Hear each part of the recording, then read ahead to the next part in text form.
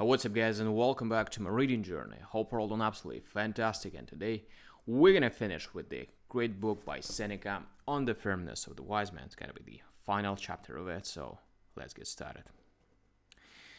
We ought not to engage in quarrels and wrangling. We ought to betake ourselves far away and to disregard everything of this kind which thoughtless people do. Indeed, thoughtless people alone do it. And to set equal value upon the honors and the reproaches of the mob. We ought not to be hard by the one or to be pleased by the other. Otherwise, we shall neglect many essential points, shall desert our body both to the state and in private life, through excessive fear of insults or weariness of them. And sometimes we shall even miss what would do us good, while tortured by this womanish pain at hearing something not to our mind. Sometimes, too, when enraged with powerful men, we shall expose these failing by our reckless freedom of speech.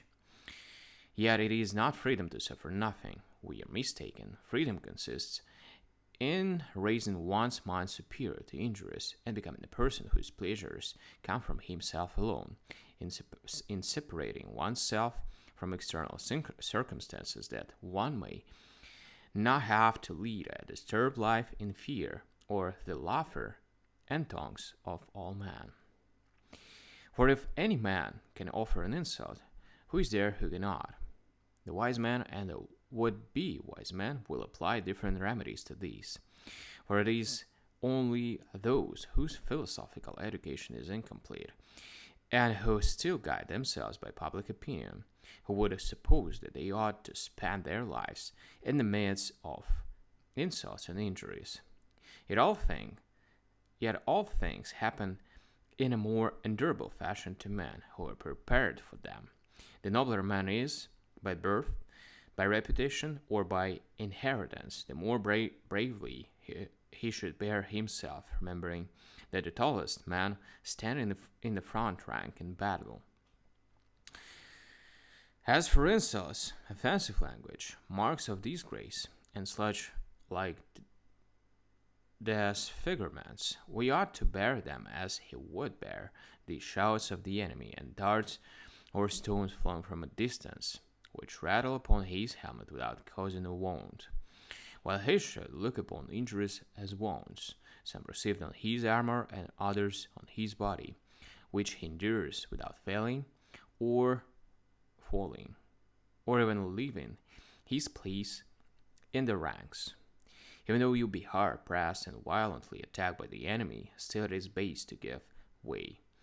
Hold the post assigned to you by nature. You ask what this post is. It is that of being a man. The wise man has another help of the opposite kind of this.